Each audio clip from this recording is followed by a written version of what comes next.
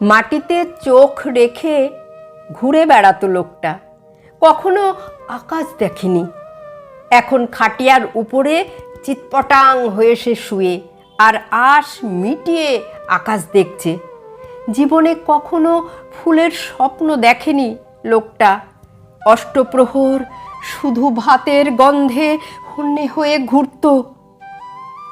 এখন তার তেলচিটে বালিশের দুদিকে দুটো রজনীগন্ধার বান্ডিল ওরা সাজিয়ে দিল। এতকাল সে অন্যের বোঝা হয়ে বেড়াতো, আর আজ তারই নিচে কোমরে গামছা, চার বেহারা।